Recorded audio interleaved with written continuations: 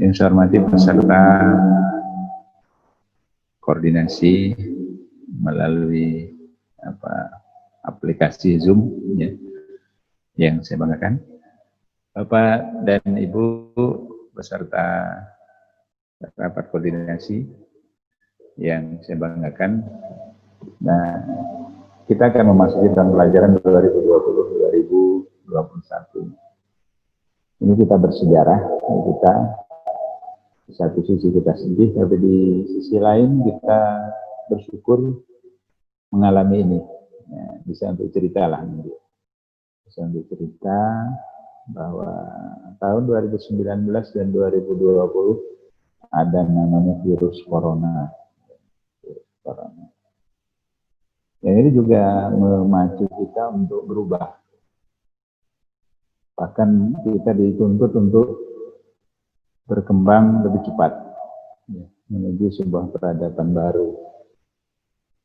Ya, kita lebih lihat kalau flashback ya ke belakang dari peradaban yang sederhana sekarang udah maju terus maju. Kita sampai di mana ujungnya nanti tanpa ujungnya. Karena itu kita yang berada di dunia pendidikan kita bertugas untuk menyiapkan peserta didik yang nanti akan hidup di masa yang jauh lebih pesat majunya dari sekarang. Nah, sekarang saja kita sudah mengalami pertemuan melalui aplikasi yang dulu mungkin baru angan-angan saja. Dulu yang mengenal proses pembelajaran jarak jauh hanya universitas terbuka, SMP terbuka, SMA terbuka, dan seterusnya yang serba terbuka. Nah, sekarang kita dipaksa. Siapa yang maksa? Ya, kalau istilah saya, Tuhan yang memaksa kita untuk terus maju, mempersiapkan diri menuju peradaban yang baru. Peradaban yang serba praktis nanti ya, serba praktis. Hampir semua bisa diinginkan dengan secara elektronik atau digital. Termasuk salah satunya adalah pembelajaran.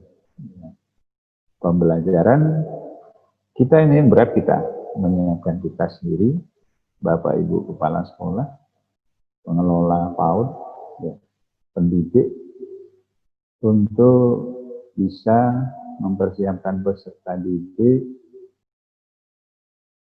memasuki peradaban baru tadi. Salah satunya adalah proses pembelajaran dalam jaringan. Melalui aplikasi, melalui berbagai sarana yang disediakan. Tentu itu banyak dampaknya, ada yang positif, ada yang negatif. Tugas kita adalah meminimalisir dampak negatifnya. Kemudian mengambil sebanyak-banyaknya dampak positif dari kemajuan teknologi informasi. Beberapa waktu yang lalu saya sampaikan di sebuah pertemuan melalui seperti ini,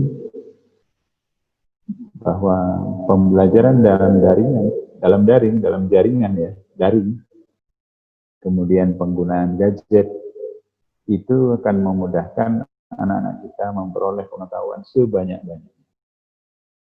Bahkan mungkin keterampilan dalam waktu yang singkat. Kenapa? Di dalam gadget itu bukan hanya teks ya, tetapi ada audio, ada visual yang terkait dengan gerak. Sehingga memungkinkan anak-anak kita mencontoh lebih mudah dibandingkan hanya membaca buku. Ketika ini banyak kemudahan, banyak manfaat dari situ. Kemudian dalam pandemi COVID-19 ini, kita jangan buru-buru untuk melakukan proses pembelajaran tatap muka secara langsung. Kita ikuti protokol kesehatan, Pak Menteri atau Mas Menteri sudah menyampaikan berbagai skenario, kemudian rambu-rambu bagi daerah yang dinyatakan zona hijau. Dan itu nanti dibahas dengan Pak Tommy dan Pak Anies, persiapan-persiapan apa yang harus kita lakukan, kemudian rambu-rambu apa yang harus kita patuhi di dalam menyongsong tahun pelajaran 2020-2021 ini. Di masa pandemi dan pasca pandemi ini, yang dituntut, yang banyak tuntutannya ya, paling banyak dituntut adalah kita. Kita semua dituntut untuk mencari terobosan bagaimana meminimalisir risiko penularan virus itu. Dan itu, andai kan nanti sudah ada lampu hijau jadi diizinkan oleh gugus tugas pencegahan COVID-19 Kabupaten Prinsewu bahwa kita diizinkan tatap muka, maka protokol kesehatan harus dipahami dengan baik, harus dipatuhi dengan sebaik-baiknya. Karena di dalam pandemi ini yang sangat pokok itu adalah menjaga kesehatan. Ya, itu diutamakan. Ya. Kalau sudah nggak sehat, ya susah. Karena itu pada pertemuan ini nanti dibahas langkah-langkah yang harus disiapkan oleh masing-masing satuan pendidikan supaya proses pembelajaran bisa berjalan dengan sebaik-baiknya. Dan minta juga kepada seluruh guru untuk kreatif mencari langkah-langkah setelah pandemi ini. Apa yang harus dilakukan? Tentu percepatan di dalam mencapai tujuan pembelajaran yang ada di masing-masing satuan pendidikan. Dan itu sekali lagi persiapkan dengan sebaik-baiknya. Jadi pandemi jangan santai. Kita santailah, ini masih pandemi. Justru pandemi ini harus memicu kita untuk berpikir lebih keras, berupaya lebih keras, bagaimana melaksanakan proses pembelajaran pasca pandemi ini. Kita berharap pandemi ini atau wabah ini segera berlalu. Kemudian kita kembali seperti semula, bisa melakukan proses pembelajaran sebagaimana sebelum adanya pandemi. Jadi pada saat pandemi ini gunakan sebaik-baiknya waktu untuk menyusun rencana, menyusun skenario apa yang akan diwariskan kepada peserta didik. Kalau saya yang sering nyanyi, pada saat pandemi ini justru menghafal sebanyak-banyaknya lagu. Jadi nanti kalau pas sudah selesai pandemi nanti bisa nyanyi dengan Pak Agus Salim. Nah, jadi bisa nyanyi, hafalannya bisa banyak nanti dan kawan-kawan yang ada di situ. Jadi di masa pandemi ini saya minta Bapak Ibu bekerja keras, berpikir keras untuk menyusun langkah-langkah setelah pandemi ini, apa yang akan dilakukan untuk mempercepat mengejar ketertinggalan yang sudah sekitar 4 bulan ini. Kita tertinggal, tentu tidak optimalnya proses pembelajaran itu apa yang harus kita lakukan supaya di tahun pelajaran yang akan datang setelah pandemi ini selesai itu bisa kita percepat. Bisa yang belum kita lakukan kemarin, kita lakukan di situ. Yang belum diwariskan kemarin karena adanya ini, wariskan pada anak didik kita nilai-nilai yang kemarin tertunda karena pandemi. Saya kira itu yang perlu disampaikan dalam kesempatan ini. Terima kasih. Selamat berdiskusi melalui aplikasi Zoom meeting ini. Mudah-mudahan nanti bisa menghasilkan gagasan, langkah-langkah rencana-rencana yang bisa diaplikasikan dengan sebaik-baiknya untuk kemajuan peserta didik kita. Terima kasih, dan dengan mengucap Bismillahirrahmanirrahim, maka pertemuan melalui Zoom meeting ini secara resmi saya nyatakan dibuka. Bismillahirrahmanirrahim. Terima kasih Bapak Ibu, selamat berdiskusi. Saya tidak bisa mengikuti sampai selesai, yang di sini nanti Pak Segdis, ya, Pak Anies dan Pak Tommy, ya, dilanjutkan. Terima kasih. Semoga Pak Anies dilanjutkan. Bapak Ibu peserta Zoom meeting, kegiatan pembelajaran persiapan pembelajaran masa pandemi COVID, mohon berkenan untuk membuka videonya agar kita dapat melakukan bersama sebelum Bapak Kepala Dinas menjalankan Zoom meeting. Mohon dibuka semua, ya, sehingga kita dapat melakukan bersama. Ya, siap ya Pak. Tadi sudah mulai dibuka semua itu kan? Ya. Oke ya, halaman 1 siap ya. Kita hitungan ketiga sudah siap dengan sebelumnya ya, sebelumnya. Yang sebelum, oke. 1, 2, 3.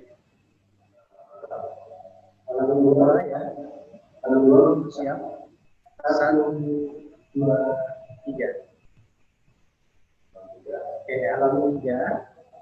1, 2, 3. Halaman 4 ya. Oke. 1, 2, 3.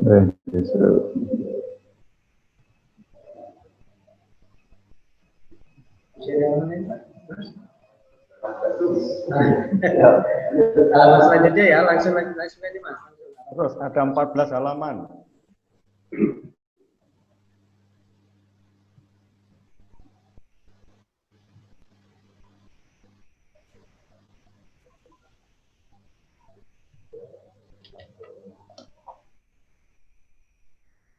Tempat tidak.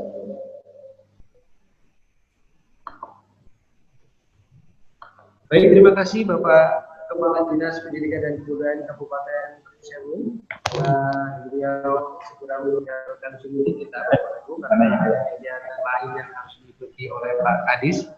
Baik Bapak Ibu, karena kita mau masuk ke materi pembelajaran di masa pasca pandemi COVID-19 di tahun pelajaran 2020-2021 kepada Pak Tommy Yazid kasih pembinaan SMP untuk dapat memaparkan materi terkait persiapan kita menghadapi pembelajaran di masa pasca COVID-19. Kepada Pak Tommy, silakan. Ya, terima kasih Pak Anies. Baik Bapak Ibu, Assalamualaikum warahmatullahi wabarakatuh. Waalaikumsalam warahmatullahi wabarakatuh. Alhamdulillah kita bertemu kembali. Semoga tidak bosan, baru 2-3 hari kemarin ya. Oke. Namun sedikit sebelum saya mulai, saya sampaikan dulu Bapak Ibu tentang hal-hal yang berhubungan dengan kemarin, ijazah. Ijazah itu penting banget Bapak Ibu. Sementara saya kemarin cek kemarin kehadiran itu hanya sebentar. Nah ini Bapak Ibu ya.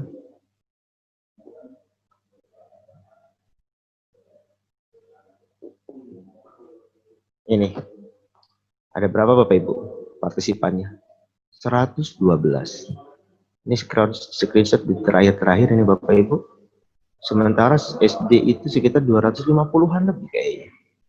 Artinya minimal kemarin yang diminta hadir adalah kepala sekolah beserta 1 dari penulis soal. Kalau 250 saja udah ada 500 pesertanya. SMP ada 57. Maka kalau ada 112, yang lainnya kemana? Khawatirnya karena ada perubahan ini Bapak Ibu di teknis penulisan ijazah itu ada perubahan. Kemarin waktu di akhir-akhir saya mau menyampaikan tentang tanggal.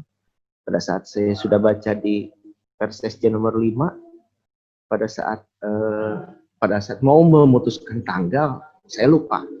Saya harus koordinasi dulu ini. Soalnya apa? Ternyata sekolah-sekolah kita sudah ada yang berubah ya, Bapak Ibu namanya ya. Nomenklaturnya ada yang berubah.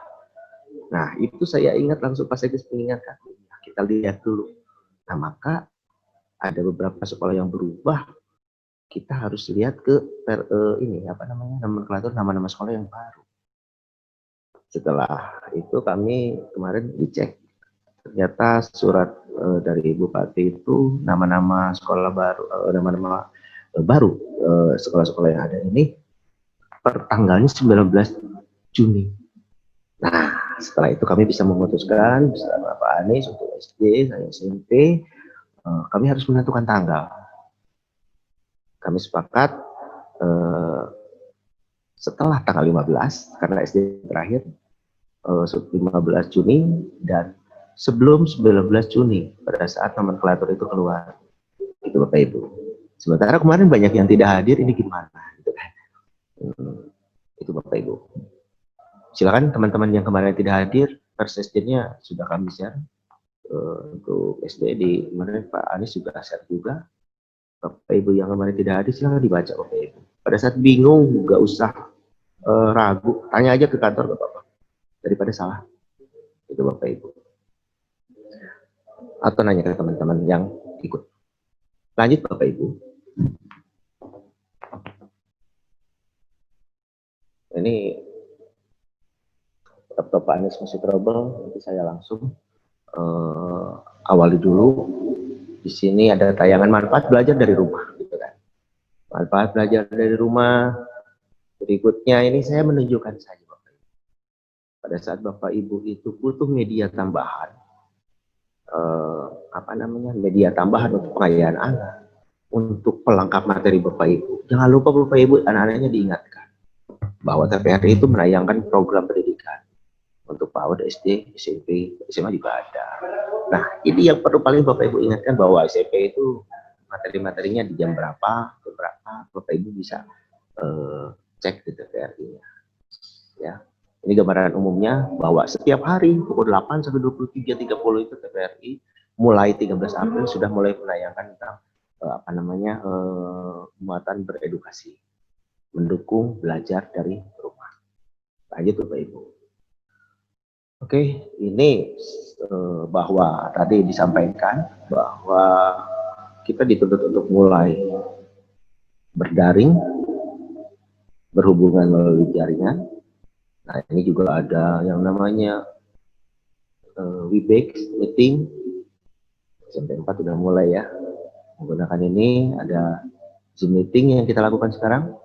Nah, di Dinas Pendidikan ini Bapak Ibu kapasitas sampai 500. Maka pada saat teman-teman hadir semua kayaknya sih memang tidak memungkinkan. Tapi ini kita kuota saat ini yang masuk berapa Pak? 346 ya. SMP, SD. Baik dari guru-guru, teman-teman guru mungkin berada di satu ruang. Dan harap jangan lupa protokol kesehatannya dipatuhi, diikuti. Alhamdulillah saya sehat. Jadi di sini saya kebetulan sendirian jadi tidak menggunakan masker. Berikutnya Bapak Ibu. Ini Bapak Ibu. Nah, ini sambil ngobrol mungkin ada teman-teman yang belum perhatian. Ini di unmute artinya tidak aktif. Pada saat Bapak Ibu bicara yang ininya diklik sehingga dia warnanya abu-abu berarti aktif. Pada saat saya klik seperti ini atas nama kita sendiri, dia tidak aktif. Nah, Bapak Ibu mau bicara apapun juga tidak terdengar. Gitu kan. Yang kedua, Bapak Ibu, jangan sampai lupa. Ini kemarin kan tidak ada ya, tidak ada. Saya nggak tahu apa yang bersangkutan ke belakang dulu, atau memang ketiduran apa gimana. Nah, harapannya, ini diaktifkan. Berikutnya, Bapak Ibu. Ya, banyak banget kan kemarin tertulis sekitar 111 nih Bapak Ibu. Tapi ininya saya nggak tahu hadir apa enggak. Yang kedua, etikanya ini di nama Bapak Ibu ya. Seperti Vivo ini namanya diganti dengan nama kita sendiri supaya saya bisa ngecek. Pada saat screen, foto screen ini harus sama siapa. Alhamdulillah sekarang Bapak Ibu udah ada absen nih. Kalau absennya jangan lupa diisi dengan cara linknya diklik. Ya, bukan berarti di chatnya Bapak Ibu nulis bahwa SD ini, misalkan kepala sekolah ini hadir, gitu. Tapi link itu diklik sehingga nanti terbuka tautan untuk diisi Bapak Ibu. Lanjut. Ya. Ini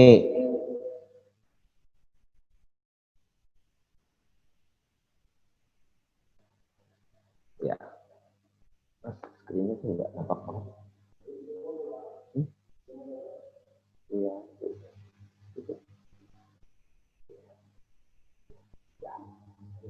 Turun lagi. Oke, nggak apa-apa. Karakteristik pembelajaran dari rumah, ya Bapak Ibu ya. Ini perlu sama-sama menyamakan persepsi bahwa jangan sampai lupa Bapak Ibu, penugasan itu tidak terlalu sulit. Ya, disederhanakan. Pak Menteri pernah menyampaikan bahwa bahkan penuntasan kurikulum pun tidak harus kita lakukan. Gitu Bapak Ibu. Itu masa-masa kemarin ya Bapak Ibu ya. Sekitar bulan Maret kita mulai diminta untuk di rumah.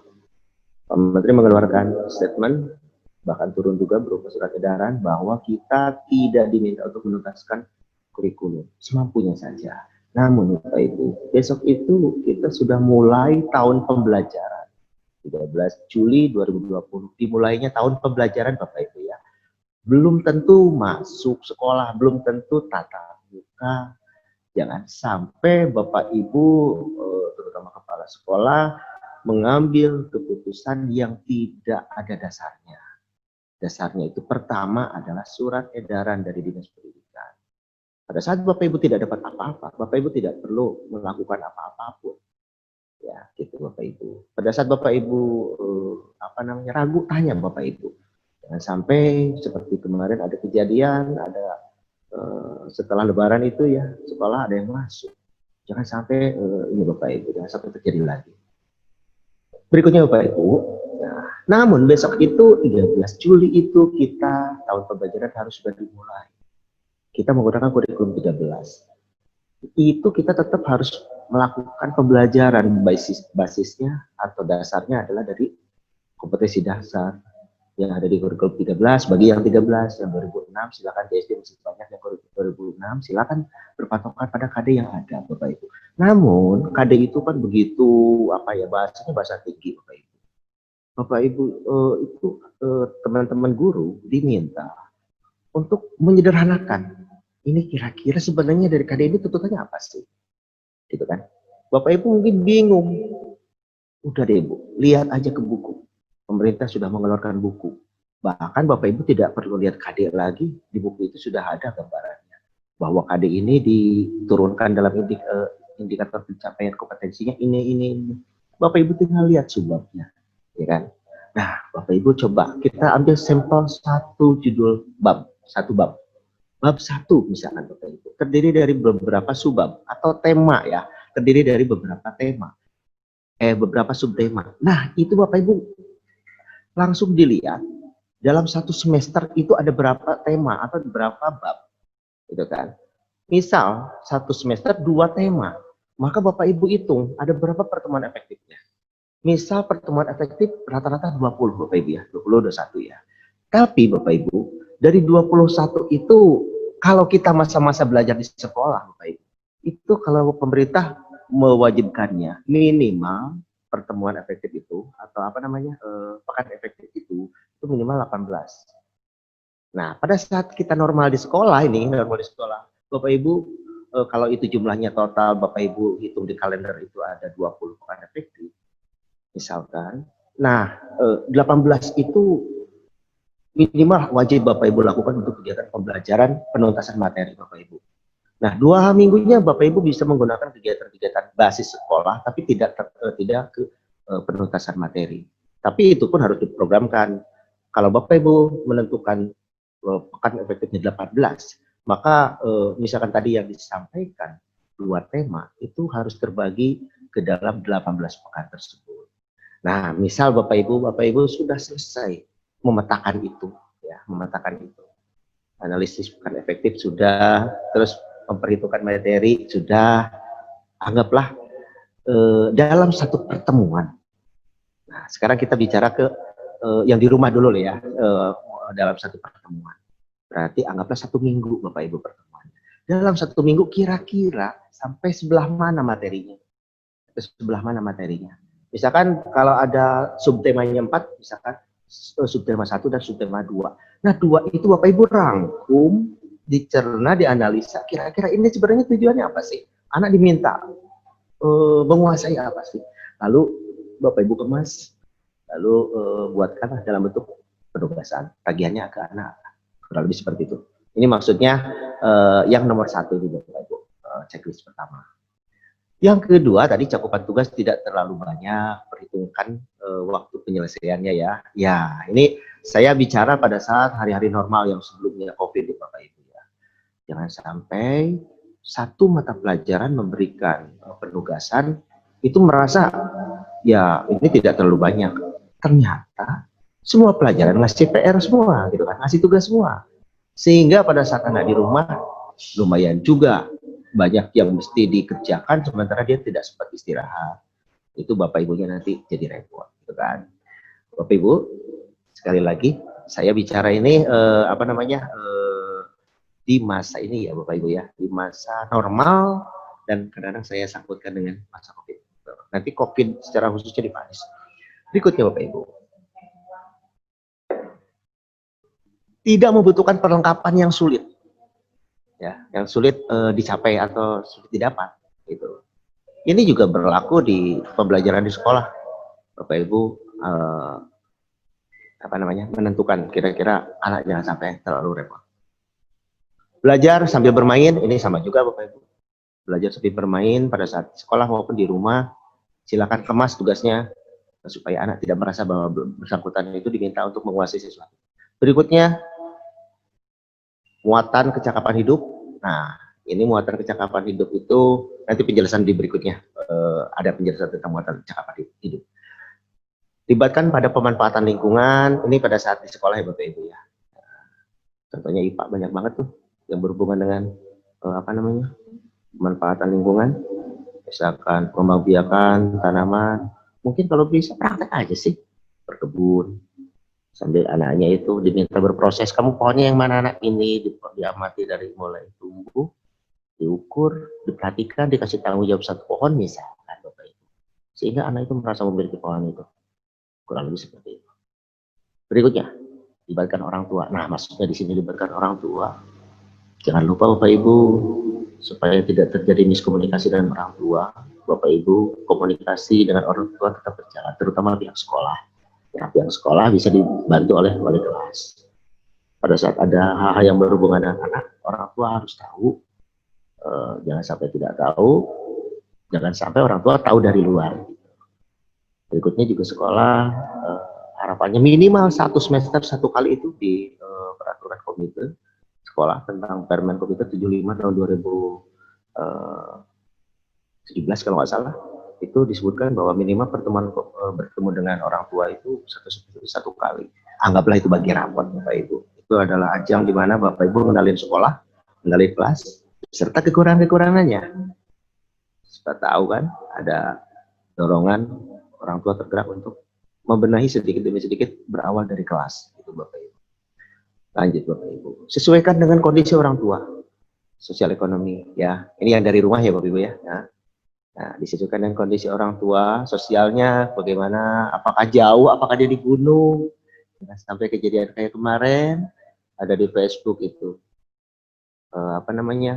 Pembelajaran di sana, katanya di satu tempat, anaknya itu padahal di gunung, sementara guru meminta pembelajarannya seperti ini, sementara anak tidak punya. Nah, itu kan. Sementara anak di lingkungannya gak ada sinyal, kok suruh pakai WA. Itu Bapak Ibu tolong diperhatikan banget. Dipilah-pilah, dipetakan sesuai dengan kondisi orang tua, baik dari segi sosialnya, ekonomi, maupun demografinya, geografisnya, tempatnya. Itu Bapak Ibu. Berikutnya.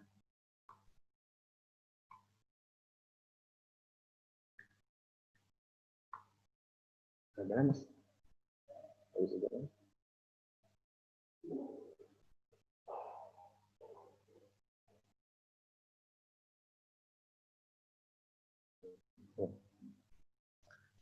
Ya Bapak Ibu, moda pembelajaran.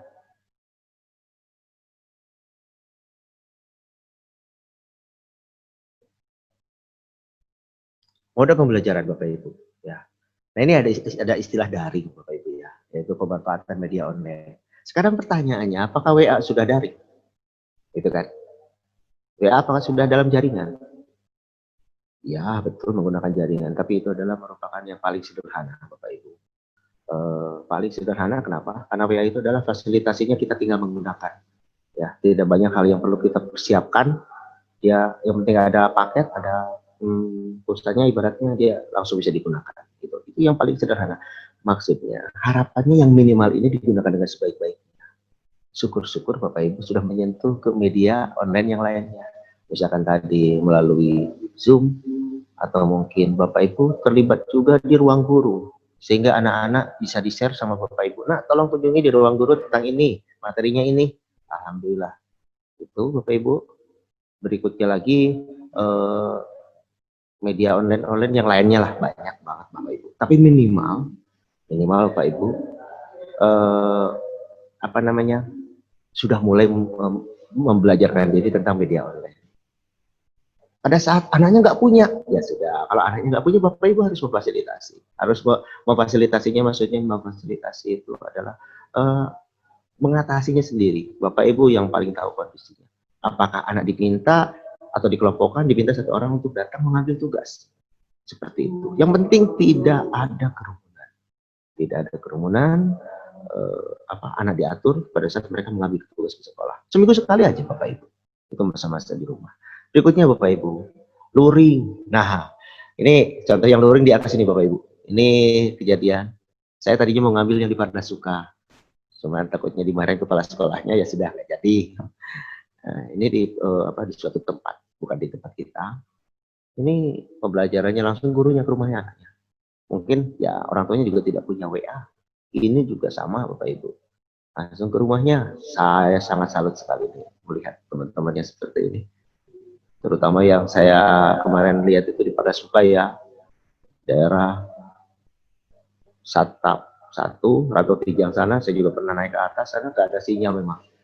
Ya, itu di Pagelaran Utara juga demikian, Banyumas 2 juga lumayan ya. Tapi memang itu harus kita sikapi dengan baik.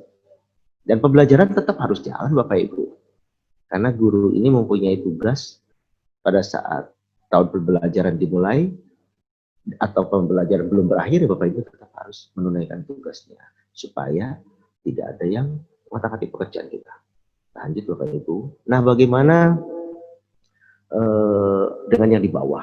Nah, ini kayaknya udah mulai maju nih Bapak Ibu. Ya, di Jakarta pun Bapak Ibu, saya pernah baca di sebuah artikel bahwa tidak semuanya anak itu punya HP, apalagi SD ya. Orang tuanya dibawa kerja, HP-nya dibawa kerja sama orang tuanya, sehingga tugasnya baru nyampe tengah malam, kerja pulang karena Jakarta macet, sehingga tugas itu bisa terbaca atau disampaikan kepada anak itu pagi-pagi, gitu kan? Nggak apa-apa, makanya tugas diatur waktunya jangan terlalu cepat. Gitu. Lanjut Bapak Ibu. Nah, ini patuhi protokol kesehatan. Ini Bapak Ibu tekankan banget ke anak-anak. Pakai masker. Bahkan kalau saya baca Bapak Ibu ya, seandainya besok kita masuk sekolah, masker itu ternyata minimal 3 lapis. Sudah saya share ke MPKS dan Pak Anies sudah ke 3S tentang panduan pembelajaran masa COVID. Seandainya kita zona hijau. Berikutnya. Nah, ini Bapak Ibu. Senang sekali saya lihat ini di internet. Mau kemana nak? Bukan harusnya belajar di rumah. Mau ke rumah guru. Marah-marah terus. Oh, gurunya senang banget ini kayak gini ya. Berarti guru sangat dibutuhkan. Guru tak tergantikan gitu kan. Nah, sementara saat ini diminta ya rumah bisa jadi sekolah. Gitu kan. Jadi belajar bisa di mana saja. Gitu kan. Berikutnya Bapak Ibu. Ya, nah ini.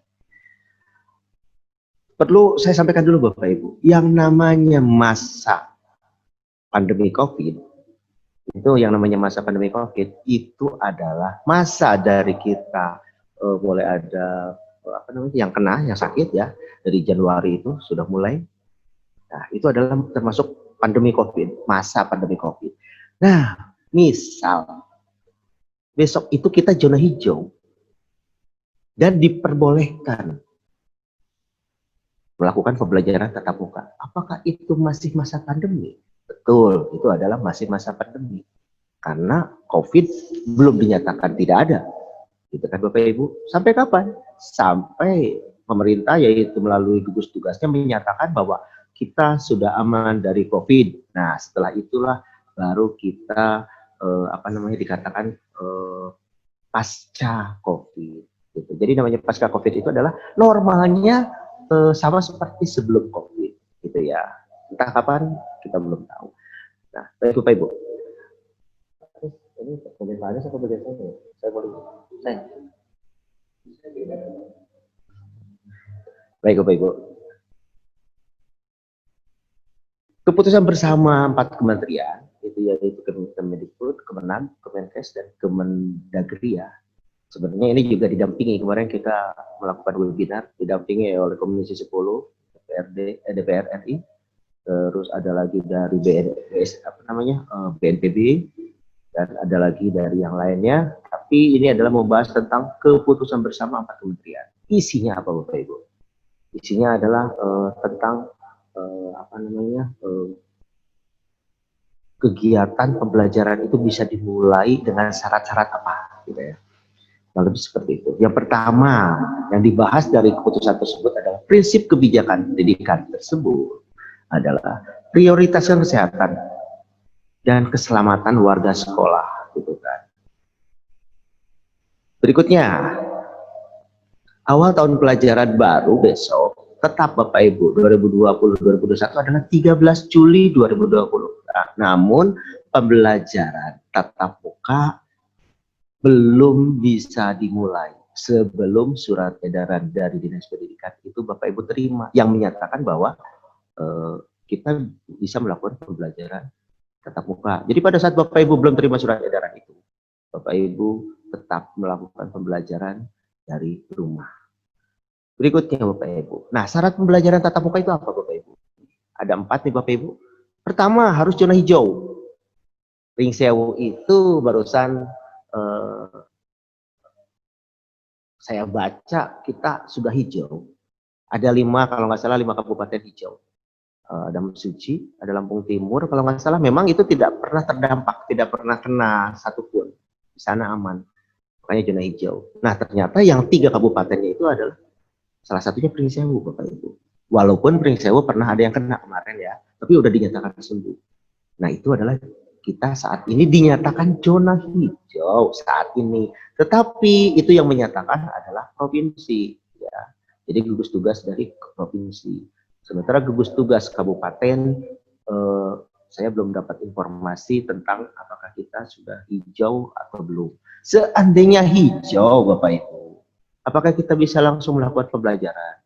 Ingat Bapak Ibu, kuncinya surat edaran dari Dinas Pendidikan. Apakah kita jika sudah hijau sudah bisa mulai pembelajaran tatap muka? Lihat syarat yang kedua, dapat izin dari kepala daerah Bapak Ibu. Nah, nanti akan disampaikan melalui kami Dinas Pendidikan dan Kebudayaan. Kami sampaikan izinnya yaitu melalui surat edaran. Gitu Bapak Ibu. Berikutnya, sekolah memenuhi syarat protokol COVID. Nah, kalau sekolah itu tidak memenuhi prasyarat COVID, apa saja prasyaratnya? Kemarin sudah ada pertemuan dengan K3S dengan MKKS waktu membahas tentang bagaimana sih mekanisme pembelajaran seandainya besok kita masuk tatap muka, itu sudah dibahas gitu kan. Nah, nanti saya tunjukkan sama Bapak Ibu, saya tunjukkan ya. Sekolah memenuhi syarat protokol COVID antara lain nih Bapak Ibu. Sekolah menyiapkan cadangan masker bagi anak-anak yang mungkin tertinggal maskernya atau mungkin udah kotor maskernya. Bapak Ibu punya kewajiban untuk memberikan masker cadangan tersebut, artinya menyiapkan cadangan masker di sekolah. Yang kedua, sanitizer juga Bapak Ibu harus menyiapkan sabun di tempat-tempat tertentu yang menurut Bapak Ibu itu siapkan sesuai dengan anak-anak. Artinya proporsional lah dengan anak-anak ya. Pada saat anak-anaknya banyak tapi tempat cuci tangan cuma ada 2 misalkan, itu namanya tidak apa ya, tidak proporsional. Pakai perbandingan misalkan sama seperti kira-kira satu tempat cuci tangan itu buat berapa anak, kurang lebih seperti itu. Karena mereka akan cuci tangan pada saat pagi-pagi mau masuk ke wilayah sekolah, Bapak Ibu. Berikutnya Bapak Ibu, ini kemarin udah dapat ini tautan yang harus Bapak Ibu isi kepala sekolah tentang kesiapan seandainya melakukan pembelajaran dalam tatap muka. Bapak Ibu kan udah pernah ngisi ya. Itu ternyata Bapak Ibu di Dapodik juga ada itu. Saya tadi pagi udah koordinasi dengan Mas Siti di SMP 4. Ada di Dapodik itu. Ya, kemarin sebelum tanggal 26 Juni harus sudah terisi. Bapak Ibu sudah ngisi, yang SMP alhamdulillah kemarin udah kami kirim dan mengirimkan tentang syarat-syarat WC harus bersih gitu kan ya Bapak Ibu ya. Terus ada apa aja misalkan hand sanitizer, terus berikutnya ada termogan seperti itu. Pada saat instrumen itu sudah terisi dan menyatakan siap, nah baru syarat ketiga sudah terpenuhi. Berikutnya yang terakhir Bapak Ibu, apakah bisa berjalan? Sudah bisa berjalan jika sekolah sudah merasa siap dengan protokol COVID-nya. Nah bagaimana jika ada orang tua yang tidak setuju anaknya atau khawatir anaknya untuk ikut pembelajaran? Gak apa-apa Bapak Ibu, silakan aja anak tersebut diberikan izin, dia tetap melakukan pembelajaran dari rumah. Silakan disikapi dengan baik melalui wali kelas serta guru-guru yang terlibat dengan anak tersebut. Berikan pembelajaran jarak jauh lagi itu untuk anak yang tidak diizinkan oleh orang tuanya. Jadi di sini pemerintah memberikan keluasan atau ibaratnya tidak terlalu mengikat. Silakan disikapi dengan baik pada saat orang tua tidak mengizinkan anaknya untuk hadir di sekolah. Walaupun misalkan ini SMP kita sudah melakukan pembelajaran tatap muka. Berikutnya Bapak Ibu, tolong jangan seandainya nanti kita udah melakukan pembelajaran tatap muka, jangan terlalu reaktif dengan absensi. Absensi anak misalkan sampai 20, oh di SMP kami jika lebih dari 20 tidak akan naik kelas. Seperti itu, jangan, kita harus lebih bijak. Karena anak punya gejala, salah satu gejala panas misalkan Bapak Ibu ya, itu aja anak disarankan pulang, ya kan? Jadi dugaannya akan banyak bolong kehadirannya gitu Bapak Ibu. Lanjut ya. Nah ini Bapak Ibu. Jadi pembelajaran yang berdasarkan keputusan 4 menteri tersebut, kesepakatan 4 menteri tersebut, bahwa jika pembelajaran tatap muka, syarat pertama apa tadi Bapak Ibu? Harus hijau, ya kan? Kalau kuning sudah boro-boro menjawab yang pertanyaan tadi poin kedua, ketiga, keempat. Yang pertama aja sudah tidak terpenuhi. Sekali lagi pembelajaran tatap muka, syarat pertamanya harus dipenuhi, harus hijau, gitu ya. Pada saat hijau pun belum bisa kan tadi Bapak Ibu di slide sebelumnya. Nah, seandainya hijau nih Bapak Ibu dan komponen-komponen yang sebelumnya tadi, komponen-komponen ini nih Bapak Ibu sudah terpenuhi semua nih. Ya, sudah terpenuhi semua. Ada pengaturan lagi Bapak Ibu bahwa tahap 1 ini kan kita tahun pelajaran tanggal 13 Juli Bapak Ibu ya, 2020. Tahap 1 ini disebut dengan masa transisi Bapak Ibu. Ini silakan SMA, SMK, MA, MAK dan seterusnya ya paket C, SMP gitu ya di sini masuk, MTS paket D. Silakan pada saat sudah hijau dan syarat-syarat yang tadi B, C, D-nya terpenuhi, silakan bisa dapat melakukan pembelajaran tatap muka. Itu untuk SMA dan tingkat SMP. Kurang lebih seperti itu ya Bapak Ibu ya, itu keputusan dari bersama 4 menteri. Tetapi Bapak Ibu, tadi pagi Pak Wadi juga ngirim ke saya bahwa saya baca bagi yang hijau ini, jika syarat-syarat yang BCD tadi terpenuhi, itu tahap 1 ini yang bisa masuk adalah hanya tingkat SMA, SMK, MA. Untuk SMP dan SD itu 2 bulan kemudian, berarti di sini Bapak Ibu. Nah di sini. Tahap 2 itu kita SMP di sini kalau kita posisi hijau. Nah, tadi saya baca dari gugus tugas provinsi menyatakan bahwa SMP itu dengan SD itu sama di tahap kedua. Nggak apa-apa karena daerah yang lebih tahu. namun nanti turunannya di Pringsewu kami kabarkan kurang lebih 3 atau 4 hari sebelum tahun pelajaran. Kami kirimkan surat edarannya ke sekolah-sekolah apakah kita belajar masih jarak jauh atau tetap muka. Nah, Bapak Ibu, ini disebut dengan tahap peralihan ya, atau masa peralihan gitu ya. Nah, di sini. Bapak Ibu, yang di sini nih, tahap 1 ini, itu kantin, seandainya kita udah pembelajaran, misal gitu ya, itu kantin juga tidak boleh buka di masa transisi ini. Nah, kalau SMP, mulainya di tahap 2 di sini kan, tadi saya sampaikan, SD dan SMP di tahap 2 ya, berdasarkan gugus tugas Provinsi Lampung. Misal kita hijau, kita bisa masuk di sini, misal kita hijau, masuk di sini. Tetapi di masa ini, kita kan masa tahap 2 bulan pertama, kantin belum bisa buka, Bapak Ibu. Termasuk yang jualan di depan-depan sekolah mungkin suka ada, itu minta tolong gimana caranya tidak ada. Supaya resiko kita, tanggung jawab kita kepada anak kita, lebih terjaga. Resikonya lebih minimal sekali, maksud saya. Keamanannya lebih terjaga. Berikutnya Bapak Ibu. 2 bulan kemudian, ya, jadi pertama tahap 1 itu dari Juli 13. 2 bulan kemudian itu adalah masa tahap kedua. Nah, pada masa tahap kedua, itu kantin udah mulai bisa buka. Bisa buka. Itu berdasarkan keputusan bersama tersebut. Kantin sudah mulai buka, tetapi sekolah diminta bentuk tim. 1 tim kesehatan, 3 macam tim kesehatan, terus tim sarana. Tim sarana itu yang harus ngecek apakah sanitizer habis, bagaimana dengan tempat air mengalir dengan baik atau tidak, dibersihkan setelah anak-anak pulang dengan disinfektan seperti itu. Tim berikutnya adalah tim kesehatan Bapak Ibu. UKS yang ada di sekolah gimana caranya berfungsi seperti penanganan pertama untuk anak-anak yang sakit, dan harapan kami segera itu yang sakit itu langsung dibawa ke klinik atau layanan kesehatan terdekat Bapak Ibu. Karena kita sendiri nggak bisa mengatasi itu kan ya. Pokoknya ada satu gejala yang terindikasi, salah satunya gejala COVID misalkan Bapak Ibu, silakan aja langsung difasilitasi untuk dibawa ke klinik, dan selanjutnya orang tua diminta untuk hadir di situ biar dibawa pulang, selebihnya dibawa pulang. Jangan dulu sekolah sampai ada informasi dari layanan kesehatan kepada anak tersebut bahwa yang bersangkutan adalah aman, gitu Bapak Ibu. Lanjut. Nah, tadi 2 bulan kemudian itu adalah untuk PAUD. Ya. Lanjut. Nah, bagaimana dengan kebijakan pembelajaran di Kabupaten Pringsewu? Status Kabupaten Pringsewu ini per 16 Juni ya Bapak Ibu ya. Zonanya kuning. Nah, sekarang kan udah tanggal berapa?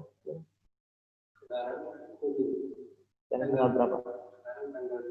Tanggal 2. Oh iya. Tanggal 2 ya, tanggal lupa saya. Tanggal 2 ini ya. Tanggal 2 tadi pagi bahwa Pringsewu provinsi yang menyatakan adalah termasuk kabupaten yang hijau di koran itu.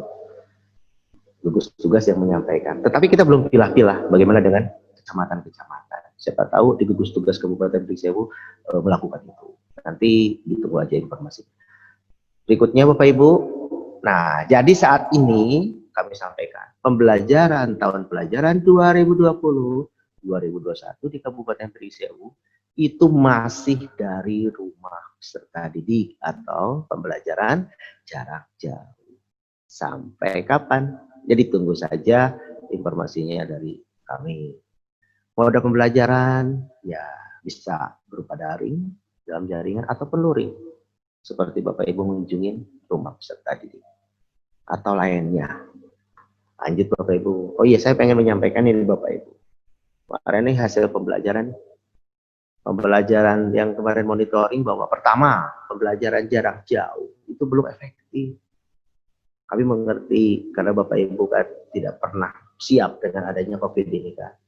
Ya, daring ya kurang efektif, luring juga kurang efektif, bahkan terbilang kayaknya ada beberapa teman-teman guru yang tidak menjalankan. Sementara kalau dikembalikan ke tugas guru bahwa 6 hari aja guru tidak menjalankan tugas, dia tidak punya hak untuk sertifikasinya. Khawatirnya kan bisa dipermasalahkan oleh orang lain. Maka kemarin masih ragu-ragu, masih meraba-raba. Namun di tanggal 13 Juli 2020 Bapak Ibu harus sudah melakukan pembelajaran. Kalau kita masih di pembelajaran jarak jauh, silakan mau dalam bentuk daring ataupun luring. Pokoknya jalan Bapak Ibu. Ya, pemerintah itu tidak memberatkan dengan banyak tuntutan, tetapi itu harus jalan Bapak Ibu. Secerdas-cerdasnya Bapak Ibu memikirkan apa yang bisa saya lakukan supaya anak tidak terlalu berat, anak tetap belajar, walaupun mungkin tidak terlalu efektif Bapak Ibu, tapi tetap harus jalan. Lanjut Bapak Ibu. Beberapa guru tidak menjalankan tugasnya tadi.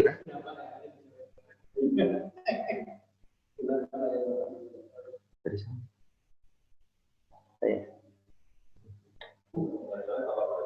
Oh gitu. COVID. Lanjut Bapak Ibu.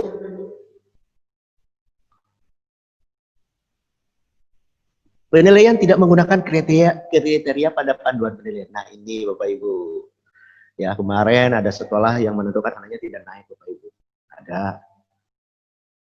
Apakah tidak boleh? Ya boleh-boleh saja. Tetapi kita harus lebih bijaksana. Kalaupun memang anak itu berat, tidak bisa naik, ya nggak apa-apa. Tapi Bapak Ibu harus punya data. Datanya apa? Ya hasil penilaian. Hasil penilaiannya itu harus benar-benar dapat dipertanggungjawabkan, gitu ya Bapak Ibu ya.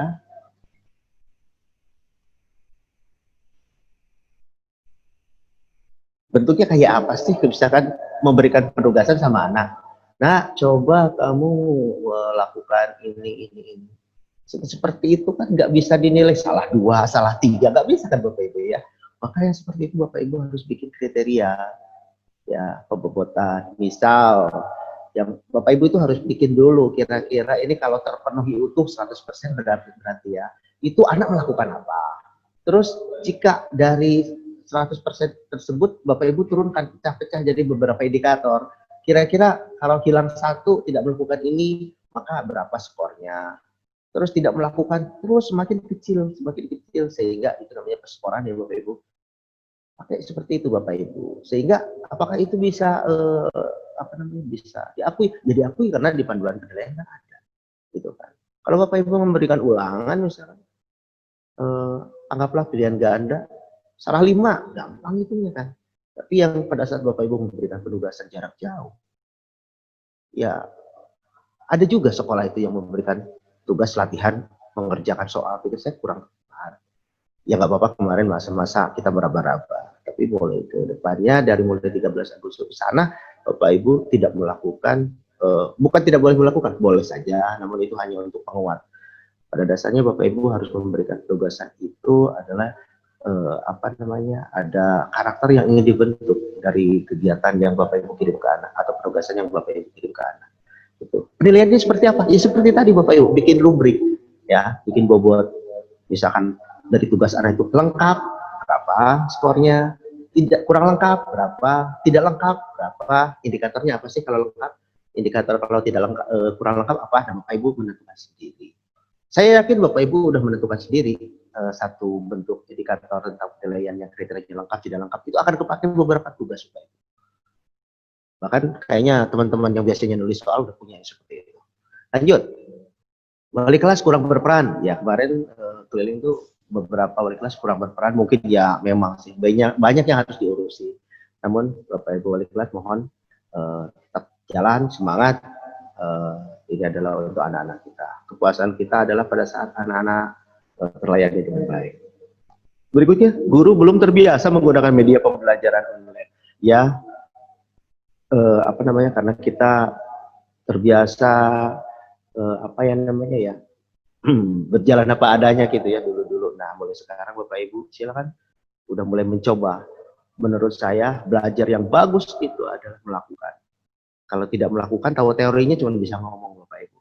Ya mendingan kita coba melakukan, salah jadi ketemu kurang di sini. Itu Bapak Ibu. Lanjut Bapak Ibu. Mau.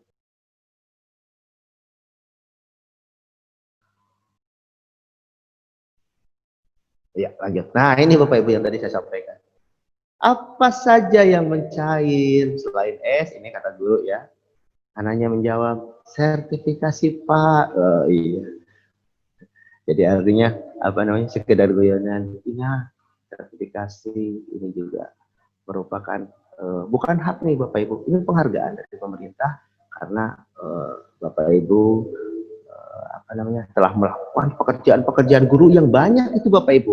Pertama apa Bu? Melakukan perencanaan, melakukan apa lagi Bu? Pelaksanaan pembelajaran, apalagi Bu? Penilaian, kan gitu ya Bu ya. Terus apa lagi? Tugas-tugas lainnya misalkan kayak membimbing, melatih, mengarahkan, itu juga tugas Bapak Ibu.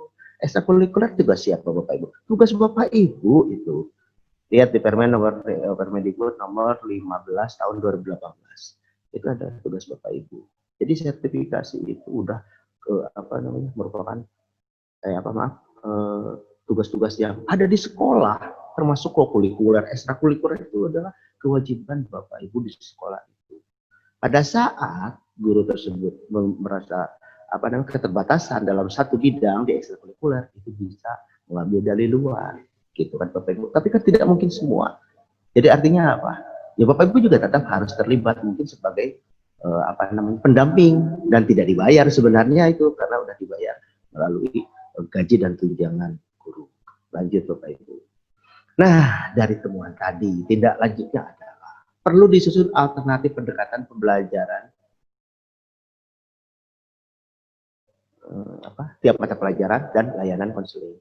Berikutnya, program literasi harus berjalan. Nah, ini saya berbicara anggaplah literasi ini masa, kalau masa di masa Covid nanti Pak Anies, ini masa seandainya normal ini. Saya lihat pada saat keliling-keliling di sekolah, literasi itu kayaknya padahal karakter baca, karakter kreatif, karakter apapun juga banyak di sekolah dipintanya gitu ya. Tapi saya lihat memang karakter kreatif banyak yang belum muncul di sekolah. Karakter sebagai pembaca yang literat juga tidak muncul. Salah satunya apa? Perpustakaan tidak berfungsi gitu kan. Banyak peta, media-media belajar di perpustakaan. Keletak-keletak aja, bahkan udah ada rayapnya. Kalau buat saya mendingan dibagikan aja setiap kelas. Karena anak itu tidak niat baca pada saat sering lewat, ya lama-lama juga nggak ada kerjaan, dilihat juga. Ya kita cari lagi bolongnya saja.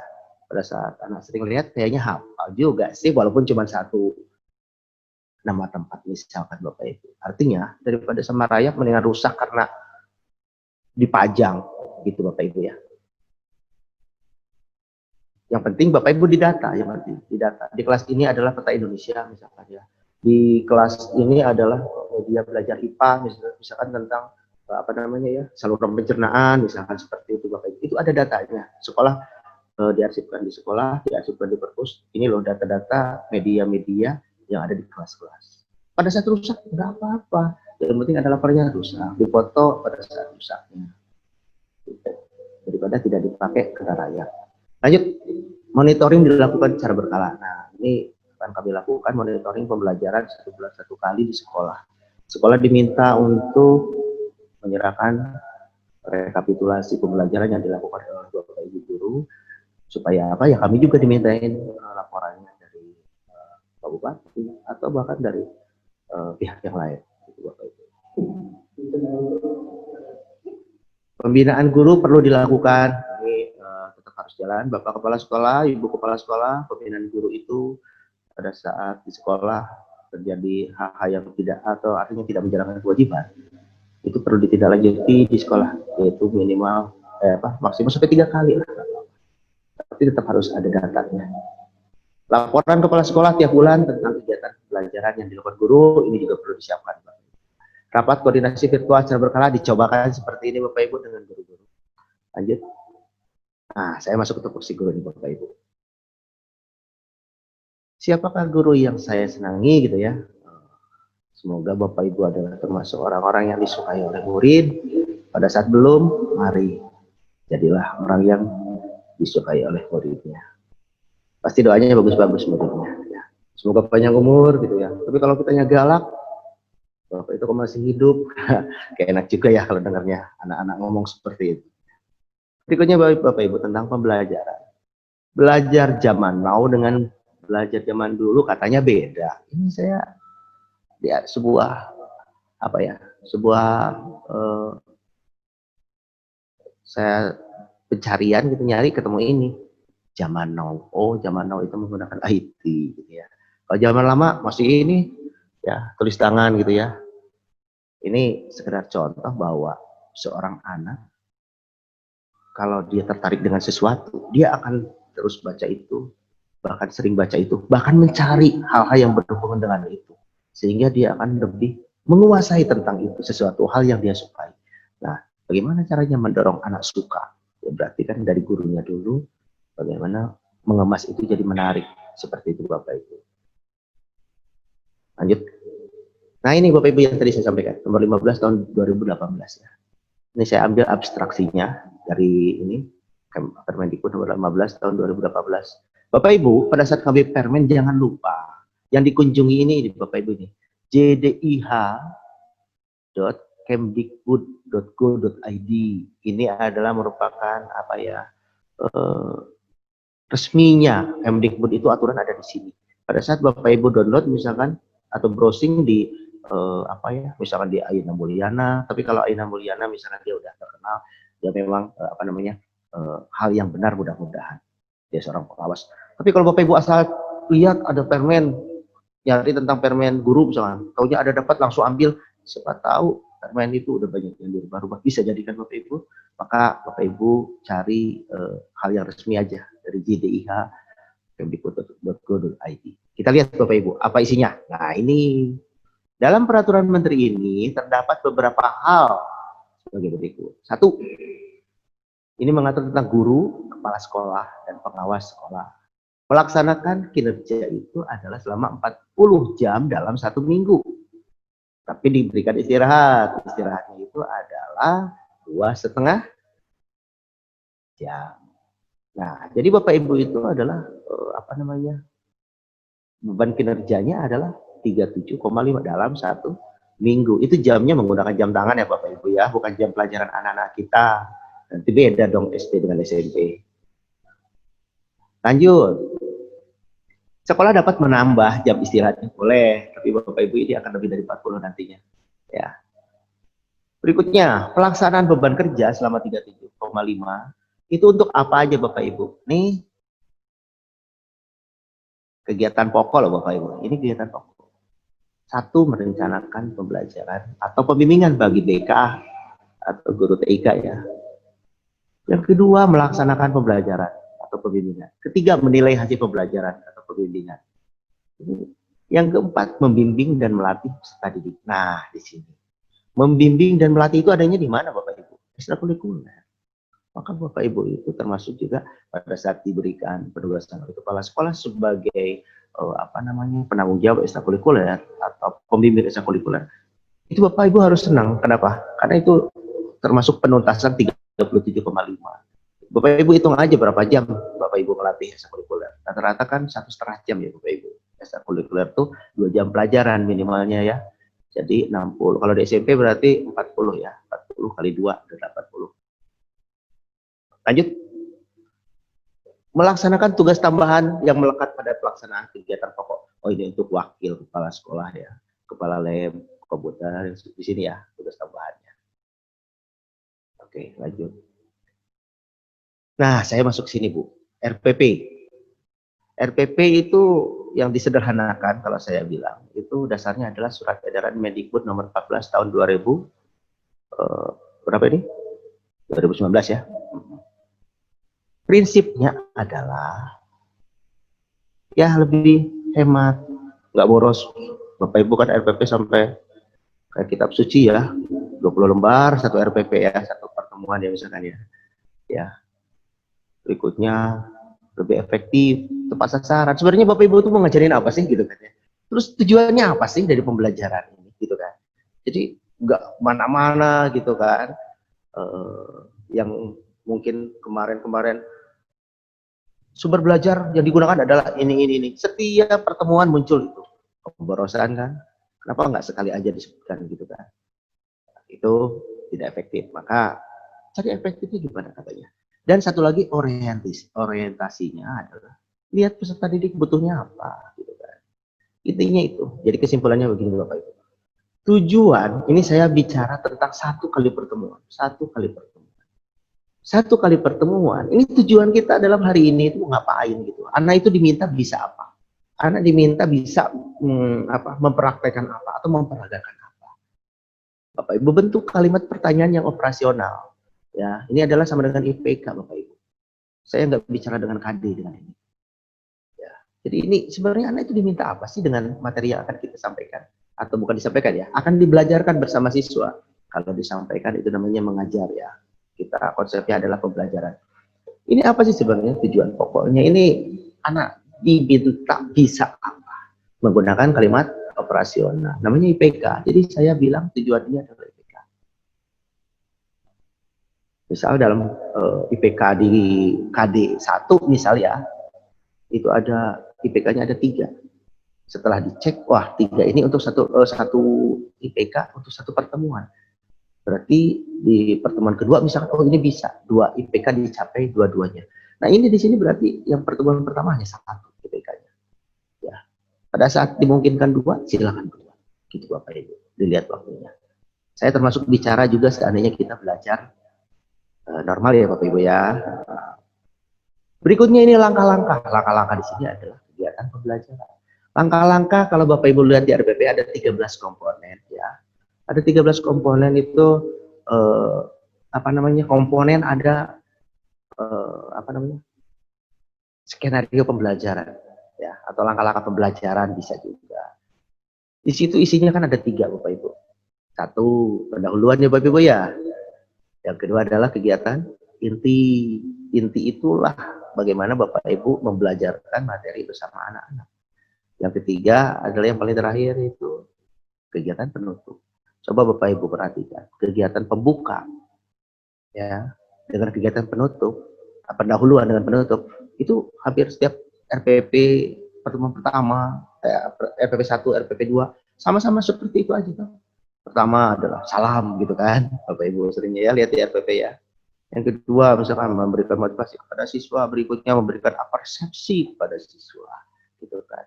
Dan kadang-kadang mungkin Bapak Ibu juga suka lupa memberikan persepsi, menghubungkan materi yang sekarang dengan kemarin gitu kan.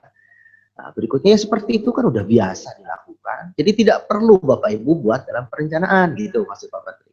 Apa yang mesti disajikan? Udah kegiatan intinya aja. Jadi pada saat Bapak Ibu masuk kelas, terus bagaimana caranya mengelola kelas ini supaya siap untuk belajar tentang suatu materi. Pertama misalkan ya Bapak Ibu membagi kelompok. Yang kedua misalkan membagikan materi ke beberapa teman kelompok tersebut. Berikutnya anak diminta apa? Anak diminta apa?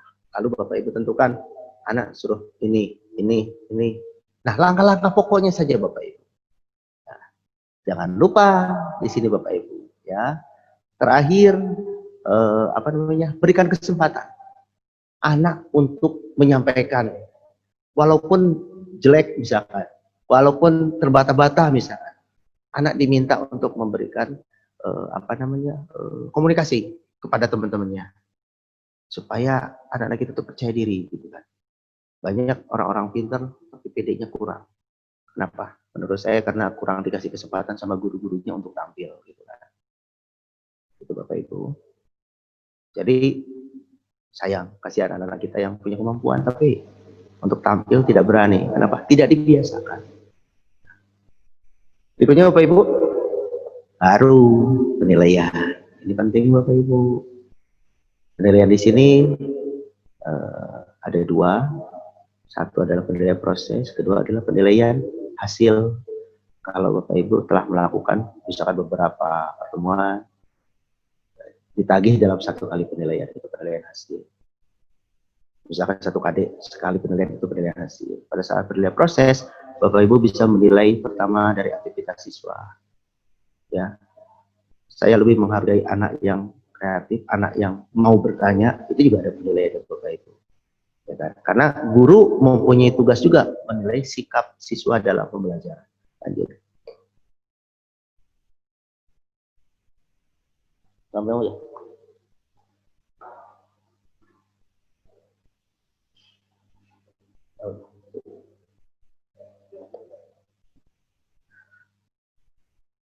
Oke Bapak Ibu. Nah, desain RPP Bapak Ibu. Tadi kan saya sampaikan, KD itu disederhanakan gitu ya KD-nya. Bapak Ibu, ini sudah dilakukan oleh teman-teman MGEP kemarin untuk SMP. Ada timnya, ada mata pelajaran. Mudah-mudahan besok dikumpul. Sudah siap kayaknya ya. Berikutnya SD juga sudah melakukan juga bareng besok tanggal 3 kumpul. Ini dalam upaya menyederhanakan KD. Itu juga akan mempermudah Bapak Ibu. Sebenarnya KD ini tuntutan pokoknya apa sih? Anak itu diminta bisa apa? Itu yang dilakukan teman-teman. Maka saya bilang dengan teman-teman SD SMP ya itu kemarin Pak Aris juga ada di situ. Ini diobrolkan dengan sesama teman, saling dikoreksi. Kadang-kadang menurut kita sudah bagus, tapi menurut guru yang lain kurang tepat gitu ya. Kita bikin yang se-efektif mungkin, tidak bertele-tele. Berikutnya pendekatannya berbasis life skill. Life skill di sini adalah berbasis sebenarnya dari belajar ini dalam keseharian itu apa sih hubungannya gitu ya. Contoh Bapak Ibu, mempelajari tentang bagaimana caranya stek. Kenapa nggak disuruh langsung nyetek aja? Gak usahlah ditanyain. Ciri-ciri stek adalah gitu. Kalau kamu dengan proyek aja, nah kamu tanam ya, tapi yang stek itu malah lebih real. Itu namanya pendekatan ke life skill. Jadi pendekatan yang berhubungan dengan kebutuhan atau kemanfaatan sehari-hari. Berikutnya menyenangkan. Nah itu dengan bermain itu sambil menyenangkan gitu ya. Terutama pelajaran-pelajaran yang sulit, gimana caranya itu menyenangkan. Gitu ya. Bermakna. Nah bermakna ini kan maksudnya itu kemanfaatannya apa dengan belajar ini gitu kan. Guru memberikan LKS, siswa mengerjakan LKS dari nomor 1 sampai 30. Terus kemanfaatannya apa gitu kan. Misalkan kalau kalau terlalu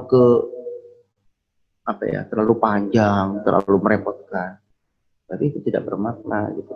Cari yang sederhana maksud saya gitu ya. Tapi ada manfaat ke anak.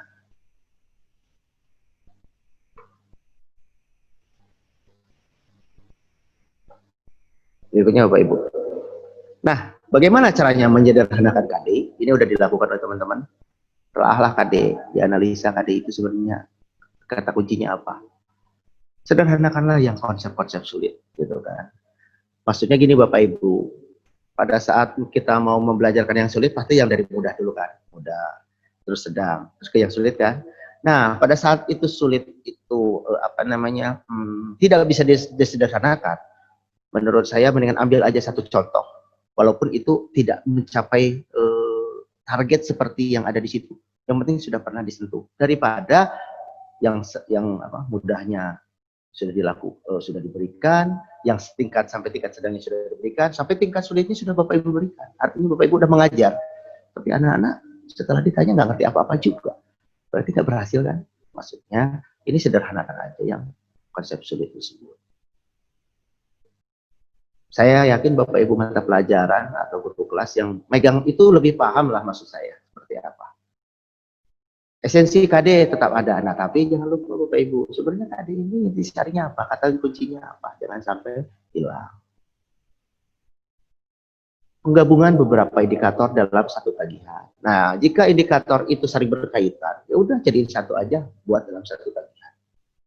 Implementasi konsep dalam kehidupan. Nah, maksudnya kalau bisa ini dikaitkan dalam penerapan kehidupan ya. Konsep tentang misalkan tadi pengembangbiakan tanaman misalkan dalam anak diminta ngetek, anak diminta menanam sesuatu proyek gitu ya. Itu maksudnya implementasi konsep dalam kehidupan. Lanjut. Ini kan Bapak Ibu, ini kan yang dilakukan guru. Pertama membelajarkan bagaimana bersikap yang baik, terutama karakter-karakter yang terkait dengan mapel yang Bapak Ibu ajarkan. Yang kedua dari komponen atau dari ranah pengetahuannya. Ketiga dari keterampilannya. Ya, ini. Nah, ini ketiga ini kan harus dinilai Bapak Ibu. Timbullah penilaian. Dapat nilai lah anaknya.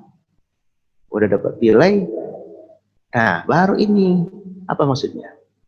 Ini adalah kalau saya sampaikan ini merupakan outcome itu kemanfaatan Bapak Ibu, kemanfaatan ya. Jadi ini adalah proses Anak diproses di sini dari 3 ranah ini, dapatlah nilai, gitu kan? Nilai ini berarti hasil, ya, output. Nah, ini adalah kemanfaatannya, outcome-nya, ya, kurang lebih seperti itu. Maka kita kalau bicara di angka ya di sini, Bapak. Tapi pada saat anak itu bisa memahami, bisa jadi karakter tertentu, misalkan ya, misalkan dia itu pada saat lagi bergaul, cepat ngitungnya, karakter matematikanya kuat, kurang lebih seperti itu. Pada saat dia itu udah belajar agama sehingga terlihat agamis, nah itu kan karakter agamisnya yang muncul, itu hasil belajar juga. Ya, tidak hanya dibuktikan dengan nilai, tapi muncul di karakter kehidupan. Itu maksudnya di sini, outcome. Lanjut. Nah, Bapak Ibu, jangan lupa bahwa peserta didik itu adalah merupakan manusia kecil dan unik, ya, terutama di SD. Ya, saya pernah masuk ke SD. Saya lihat kelas 1 SD, ya Allah, kecil-kecil amat gitu kan. Unik juga ngajar di SD gitu kan. Mereka harus telaten, yang satunya manggil bu guru, itu juga manggil. Lebih sulit diatur, apalagi kalau besok masa-masa awal pembelajaran, masa COVID ya. Itu Bapak Ibu yang perlu dipikirkan. Nah, yang bagaimana dengan keadaan siswa berikutnya? Bahwa peserta didik itu punya potensi, yakinlah Bapak Ibu. Setiap anak itu punya potensi, ya, punya potensi kemampuan tertentu. Nah, itu perlu diasah. Potensi itu ada 2 Bapak Ibu. Ada yang di akademik, itu hubungannya dengan mata pelajaran, misalkan jago IPA atau pintar, senang-senang ke pelajaran eksak atau senang ke IPA, senang ke hafalan. Nah, di sini berada itu akademik. Dan non akademik. Kok tidak kelihatan? Ya namanya potensi. Nah, tugas kita adalah bagaimana caranya potensi tersebut atau potensi kemampuan itu muncul menjadi kebaikan-kebaikan dari diri siswa tersebut. Misalkan dia baik di mata pelajaran. Pada saat dia tidak baik di mata pelajaran, maka kita perlu mendorong anak baik juga di non akademik. Bahkan ada anak yang sangat salut dengan anak tersebut. Dia di akademik bagus, pelajarannya pintar, non akademik juga bagus, lengkap banget anak itu ya. Nah, itu. Tapi kan tidak semua anak terlahir seperti itu, Bapak Ibu. Maka kita perlu dorong akademik atau mata pelajaran tidak bagus, ya sudah Bapak Ibu, bagaimana caranya anak itu lulus KKM deh gitu ya. Karena belum tentu juga dia tidak bisa matematika, dikejar-kejar suruh bisa matematika, mas stres. Ya udah yang penting mencapai KKM. Gitu Bapak Ibu. Tapi ini perlu didorong ke anak tersebut supaya muncul. Apa Bu non akademik? Non akademik itu adalah bagaimana yang berhubungan dengan bakat. Pada saat tidak punya bakat, ya anak diminta untuk punya minat. Anak itu minat ke apa? Gitu kan. Jadi kesimpulannya gini Bapak Ibu. Jika anak itu potensi kemampuan ini akan berpengaruh pada suatu saat nanti waktu hidupnya nanti udah dewasa, pada saat dia diminta hidup untuk mandiri, rumah tangga, sehingga dia butuh mata pencaharian, butuh uang. Maka orang tersebut akan menentukan, saya mencari uang itu dari akademik atau dari non akademik, yaitu dari bakat atau minat. Pada saat anak itu pintar di pelajaran, dia mungkin bisa jadi dari sini. Bagaimana dengan yang tidak pintar di mata pelajaran? Apa dibiarkan kita jadi anak yang tidak bisa apa-apa dan menambah pengangguran? Nah, tugas mulia guru mendorong anak yang ibaratnya tidak cerdas di akademik, didorong punya kemampuan di non akademik, yaitu di bakat ataupun minat gitu. Bakat misalkan bakat di musik, bakat di tari, ataupun mungkin bakat dari keagamaan dan sebagainya. Bakat-bakat bakat itu yang berhubungan dengan seni tadi ya. Gitu. Nah, kalau minat, ya dia harus menentukan, saya ini misalkan dia terjun ke senang menulis, minat ke menulis, akhirnya jadi senang menulis, terus senang bikin cerpen, ujungnya bisa jadi uang, misalkan seperti itu Bapak Ibu. Itu maksudnya. Jadi tetap manusia pada saat dia tidak punya bakat, dia harus menentukan minat, anak ini minatnya apa. Nah, tugas guru adalah menawarkan minat-minat atau bakat-bakat itu supaya tumbuh. Nah, ini Bapak Ibu, anak-anak yang rata-rata tidak pinter di akademik ya, ini nih langganan kita ini ya Bapak Ibu ya, kena marah terus ya. Padahal kadang-kadang kita melihat pengalaman kita, dulu anak itu biasa dan bisa dikatakan, oh anak itu bodoh, udah besarnya jadi pengusaha gitu kan. Walaupun ternyata pengusahanya itu misalkan dari ngumpulin barang-barang bekas. Punya mobil lebih bagus dari kita. Artinya dia cerdas juga Bapak Ibu. Dia pandai. Tapi di sisi yang non akademiknya ini, ya dia berada di sini Bapak Ibu. Itu di minat. Dia udah menentukan pilihan ke sisi itu. Itu Bapak Ibu ya. Lanjut. Nah ini Bapak Ibu pengalaman belajar. Oh saya harus cepat akhir ini Pak Anies sudah nggak sabar ya. Oke. Pengalaman belajar menurut Edgar Dale ya. Nah ini yang perlu Bapak Ibu ingat ya, bahwa cara belajar itu dihubungkan dengan daya serap. Jika cuma dengerin gitu ya, itu cuma 20% Bapak Ibu yang nempel dari 100% itu. Kalau cuma melihat, Bapak Ibu ngajar, cuma 30. Pada saat anak diminta mendengar dan melihat, berarti Bapak Ibu bicara dan anak diminta untuk melihat buku misalnya, ya lumayan 50% Bapak Ibu. Ya. Pada saat anak diminta untuk merumuskan sendiri, ya 30. Nah, tetapi tingkatan paling tinggi ini Bapak Ibu. Seperti yang tadi saya sampaikan. Saya Zoom ini dulu tahu tapi belum pernah melakukan. Pada saat saya melakukan, kena masalah Bapak Ibu. Oh, ini ternyata harus begini. Saya perbaiki. Di pertemuan kedua saya lebih baik. Saya lakukan lagi. Oh, ternyata saya udah banyak tahu sekarang tentang Zoom. Itu juga belajar sama orang yang bisa. Tapi dengan melakukan sendiri, itu ternyata lebih bermakna dibandingkan dengan saya cuman hanya melihat, dengar, dan saya cuman ngomongin, oh kalau Zoom itu begini, tapi dia tidak pernah melakukan. Ya, kayaknya lebih puas ini Bapak Ibu. Lanjut ya. Karakteristik pembelajaran bermakna. Nah, di sini bermakna. Yang bermakna itu kayak apa sih? Pertama, Bapak Ibu, tujuan pembelajarannya harus jelas. Ya. Lebih jelas bisa diukur kalimat operasional. Ini saya bedakan jadi 3 warna, Bu. Hijau, biru, dan penilaian. Ini yang warna abu-abu. Apa artinya, Bapak Ibu? Ini adalah kegiatan pendahuluan, ini kegiatan penutup. Kan gitu Bapak Ibu ya. Maaf, bukan kegiatan penutup. Komponen RPP ada 3 gitu ya Bu. Tadi tujuan pembelajaran, dari tujuan. Terus apa lagi Bu? Ini langkah-langkah tadi ya, kegiatan inti. Terus yang terakhir adalah penilaian. Nah, saya tulis di sini penilaian proses gitu Bapak Ibu. Lanjut. Nah, tadi kembali lagi ke life skill atau kecakapan hidup. Life skill itu sebenarnya ada 3 Bapak Ibu. Ya, pertama adalah di academic skill. Pada saat seseorang menguasai mata pelajaran, dia termasuk academic skill. Bermanfaat nggak? Ya dalam kehidupan suatu saat nanti biasanya mungkin jadi pegawai gitu ya. Matematika masuk ke hubungan dengan matematika, mungkin teknik sipil yang kuat hitungnya mungkin dia bisa jadi seorang arsitek mungkin. Nah itu adalah academic skill.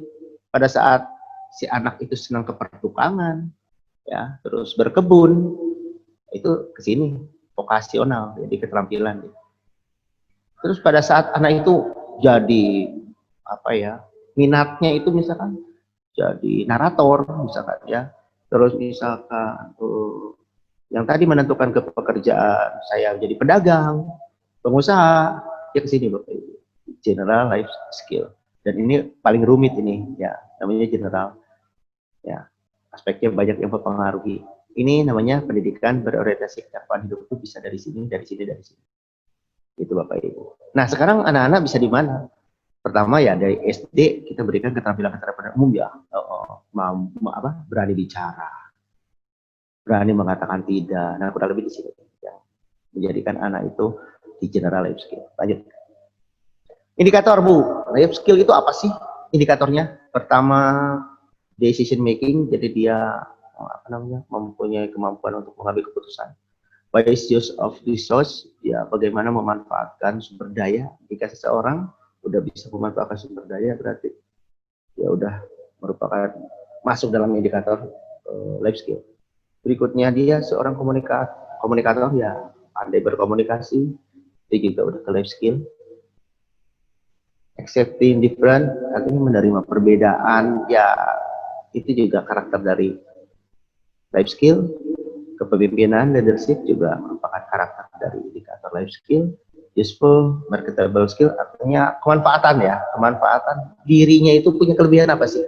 Ya, Saya bisa menjual apa yang ada di diri saya, kemampuan apa yang bisa saya jual. Kurang lebih itu marketable skill. Healthy lifestyle choice. Jadi ini adalah gaya hidup sehat. Gaya hidup sehat saja merupakan indikator dari life skill. Terakhir, apa ini? Self responsibility, artinya itu adalah tanggung jawab ya, tanggung jawab. Jadi mempunyai sifat tanggung jawab pun itu adalah unsur daripada indikator life skill. Jadi itu indikator life skill. Berikutnya dampak positif yang tadi ya. Anak akan menguatkan belajarnya tentang hal yang disukainya. Saya katakan sekali lagi, anak akan menguatkan belajarnya tentang hal yang disukainya. Artinya kita diminta sebagai guru untuk menemukan apa yang dia sukai. Gitu. Contoh Bapak Ibu, pada saat anak sering bongkar-bongkar mobil-mobilan, ternyata dia juga bongkar ke lama-lama motor gitu ya, dan diarahkan. Saya sendiri juga dulu pernah bongkar jam dinding, ada jam dinding mati. Kenapa ini kok tapi tidak muter gitu di situ aja, tapi bergerak, berarti bukan baterainya. Ternyata dicoba dibongkar, ompong kena semut gitu kan. Kurang lebih dari situ. Ini kalau diganti mahal. Coba sih ada nggak sih bangkai yang lain, mesin yang ketemu misalkan, bongkar lagi alatnya sama, ternyata sama alatnya. Yang ini masih utuh. Coba dipasang di situ, hidup, senangnya bukan main. Artinya pada saat kita tertarik di situ terus, saya ngotak-atik itu misalkan ya, ke telaten di yang elektronik seperti itu, mungkin suatu saat nanti dia bahwa itu bisa jadi pekerjaan mungkin Bu, Bapak Ibu. Gitu. Maksudnya tingkatannya akan lebih rumit dan dia akan mencari sendiri hal-hal yang disukai. Lanjut, muncul karakter pembelajar. Nah ini, maksudnya dia akan mencari sesuatu yang dia suka. Anak saya, contohnya Bapak Ibu, anak saya itu senang lagu Korea. Lagu Korea, buat saya nggak apa-apa, silakan. Tapi saya kadang-kadang nanya, artinya apa sih? Lama-lama dia nyoba ngertiin dari pakai HP itu, gadget. Apa sih artinya kalimat ini? Apa yang terjadi Bapak Ibu? Anak saya yang kecil, dia kalau sedikit enggak, tapi banyak juga enggak.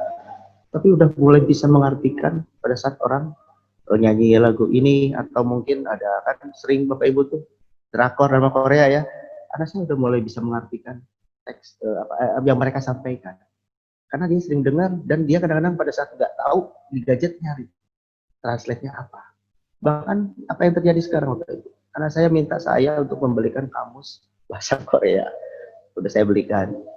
Ya tujuan saya apakah menjadikan dia itu guru bahasa Korea? Enggak Bapak Ibu, saya pengen anak saya itu otaknya tetap bekerja, dan harapan saya jadi encer, sehingga pada suatu saat nanti ada permasalahan kehidupan dia lebih cepat mikirnya. Harapannya anak-anak kita semua ya, kita fasilitasi supaya lebih encer berpikir. Berikutnya, komunitas dan lingkungan pembelajar. Nah di sini juga biasanya kalau satu anak terdorong, yang lainnya juga ikutan. Ini adalah masuk ke komunitas dan lingkungan pembelajar. Terakhir, siapa tahu pada saat Bapak Ibu memfasilitasi anak-anak kita, ya budaya literasi muncul di sekolah itu. Yang jelas, budaya literasi tidak akan muncul kalau tanpa dirintis dengan proses. Lanjut.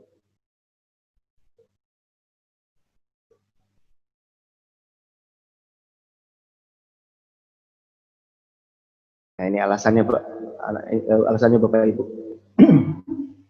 Kenapa anak-anak kita diminta untuk dibelajarkan? Salah satunya pada saat anak berat di mata pelajaran, dorong muncul untuk bakat dan minatnya ke apa. Karena Bapak Ibu lihat di lapangan kita, di kehidupan keseharian kita, banyak anak lulus SMA, SMK, itu juga belum tentu lanjut kuliah kan. Terus mereka mau hidup dari mana gitu kan. Pada saat mereka mungkin pernah di SMP, di SD, yang mungkin dilanjutkan di SMP, melakukan sesuatu perbuatan yang itu merupakan life skill, dan ternyata dia lanjutkan di rumah, itu bisa jadi bisa jadi kemampuan, sehingga pada saat dia tidak kuliah, dia tidak kebingungan untuk membuat membuat karya apa ya, itu harapannya. Berikutnya Bapak Ibu, lulus kuliah pun belum tentu siap kerja, ya kan? Nah artinya apa namanya, banyak orang yang dia kuliah, tetapi dia hidup dari bakatnya, ya kan? Nah, ada juga yang seperti itu. Maka kita memberikan banyak peluang kepada anak-anak kita untuk bisa siap hidup di suatu saat nanti. Mudah-mudahan pengangguran depresi lebih berkurang pada saat kita dari sekolah itu sudah mulai melakukan pembelajaran, tapi orientasinya itu apa kemanfaatan anak di dalam keseharian kita. Apakah semua materi semuanya dihadapkan dengan kemanfaatan? Iya, tetapi mungkin tidak terlalu langsung, bisa jadi tidak langsung. Tapi apa namanya, kemanfaatannya itu adalah merupakan pengiring atau nurturan efek gitu ya, pengiring, manfaat pengiring. Berikutnya, anak-anak dapat bekerja dari bakat atau minat tadi, Bapak Ibu. Ya.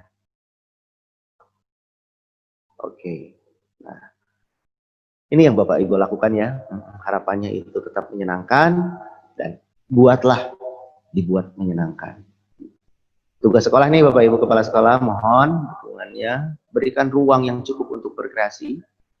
Berikutnya, lingkungan atau sarana prasarana ramah anak dan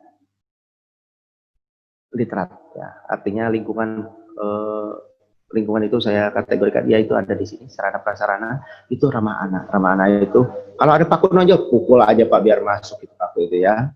Terus ujung-ujung apa namanya, genteng, kadang-kadang kalau pas turunan itu dia gentengnya malah bisa jadi kena kepala, itu dirapikan sehingga tidak berisiko ke kepala anak. Itu juga kata-kata ramah anak gitu ya. Berikutnya literat itu ya banyak hal-hal yang mendorong anak untuk membaca gitu ya. Dan berikutnya pemanfaatan perpustakaan dan media belajar tadi yang sudah saya sampaikan. Gunakan buku ini. Kalau buku ini tidak dipinjam, Bapak Ibu mungkin seperti apa triknya perpustakaan itu? Kalau bisa bukunya itu rusak karena dibaca nggak masalah, daripada rusak karena raya. Pemanfaatan kelebihan bukan efektif. Nah tadi yang kalau saya bilang rata-rata 1 semester 20 minggu ya 18-nya 18 untuk pelajaran, 2 minggunya untuk kegiatan anak. Misalkan, nah ini Bapak Ibu, perayaan hari besar dan menjelang bagi rapot. Nah, bagi rapot Bapak Ibu seringnya apa? Kelas meeting ya, main bola ya. Kasihan kan, masa rebutan bola terus. Jadi gantilah kegiatannya. Hal-hal yang berhubung dengan mendorong anak mikir, mendorong anak ngencerin otak. Kalau ngencerin kakinya, ngencerin tangannya melalui poli, kayaknya anak-anak kita udah olah fisiknya lebih banyak daripada olah pikirnya. Maka mari kita berubah sedikit kegiatan. Perayaan di hari besar, contohnya 17 Agustus, mungkin Bapak Ibu bisa kegiatan-kegiatan yang itu adalah semangatnya atau karakter yang dibangun melalui karakter-karakter yang berhubungan dengan nasionalisme dan sebagainya, ya Bapak Ibu. Berikutnya Bapak Ibu, bangun pendekatan dengan orang tua wali. Ini sangat penting Bapak Ibu, supaya pada saat kita dekat, suatu saat nanti kita butuh juga kita lebih mudah. Terima kasih Bapak Ibu sudah mengikuti dengan baik. Semoga niat kami baik bahwa supaya kegiatan di PSU pembelajarannya berjalan dengan baik dan kita dikenal murid dan kita bermanfaat buat lingkungan, terutama di lingkungan pekerjaan kita.